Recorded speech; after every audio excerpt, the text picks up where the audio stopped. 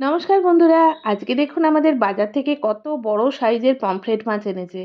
আর মাছের এই ডিশটা এক্ষুনি আমি রান্না করলাম বলে সকাল সকাল আপনাদের সঙ্গে শেয়ার করে দিচ্ছি।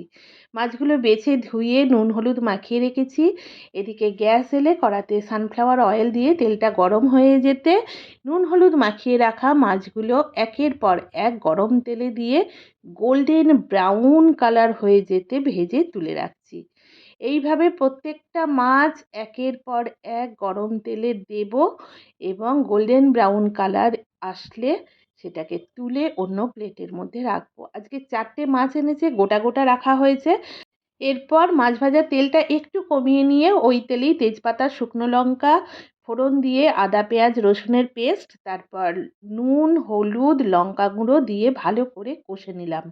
মশলা ধোয়া জলটাতেও অল্প গরম মশলা দিয়ে ওই জলটা কষে রাখা মশলার মধ্যে দিয়ে একটু ফুটে উঠতেই ভেজে রাখা মাছগুলো একের পর এক কড়ার মধ্যে দিয়ে দিলাম।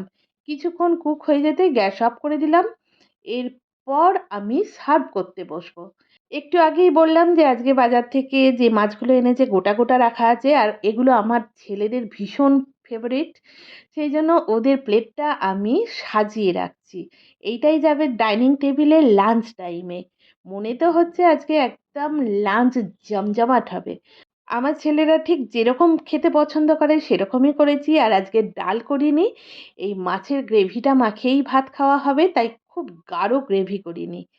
আর হ্যাঁ বন্ধুরা, মাছগুলোর দর্শনডালিতে এত সুন্দর, ডিশটা দেখতে এত ডেলিশিয়াস লাগছে যে ভাষায় প্রকাশ করা যাবে না।